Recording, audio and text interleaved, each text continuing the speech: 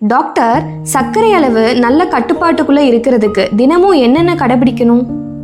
அன்றாடம் செய்ய வேண்டிய முறைகள் இருக்கு. அதுல மிக மிக முக்கியம், தினமும் உடற்பயிற்சி 45 நிமிஷம் தவறாம பண்ணணும். அதிகபட்சம் 1 மணி நேரம் பண்றது நல்லது. இது இப்ப நிறைய பேருக்கு தொடர்ந்து பண்ண முடியலன்னு சொல்றப்ப காலையில 30 நிமிஷம், சாயந்தரம் 30 நிமிஷம் பண்ண சொல்றோம். இதுவும் முடியாதவங்களுக்கு 15 நிமிஷம் சாப்பிட்டதுக்கு அப்புறம் மெதுவானாவது ஒரு நடக்க சொல்றோம்.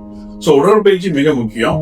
உணவு கட்டுப்பாடு, அதாவது சர்க்கரையை தவிர்த்துட்டு மாவு சத்தை குறைச்சிட்டு புரதச்சத்து, காய்கறிகள் அதிகம் சாப்பிடுறது ரொம்ப நல்லது.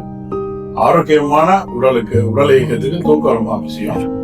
மன அழுத்தத்தை குறைக்கணும், ஸ்ட்ரெஸ்ஸை குறைக்கணும். பரிசோதனைகள் மாதம் 1 முறை 2 முறை சர்க்கரை மட்டும் டெஸ்ட் பண்ணணும். 3 மாதத்துக்கு ஒரு HbA1c, 6 மாதத்துக்கு ஒரு கொலஸ்ட்ரால். இது மாதிரி தொடர்ந்து சில டெஸ்ட்டுகள் ஒரு லிஸ்ட் வச்சிருக்கோம்.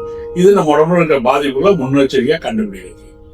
சோ பரிசோதனைகள், உணவு கட்டுப்பாடு, ஆரோக்கியமான தூக்கம், உடற்பயிற்சி, இந்த 4 கடைபிடிச்சிங்கன்னா சர்க்கரை நோய் நல்ல கட்டுப்பாட்டில் வச்சிருக்கோம். ஆரோக்கியமாகவும் மகிழ்ச்சியாகவும் வாழலாம்.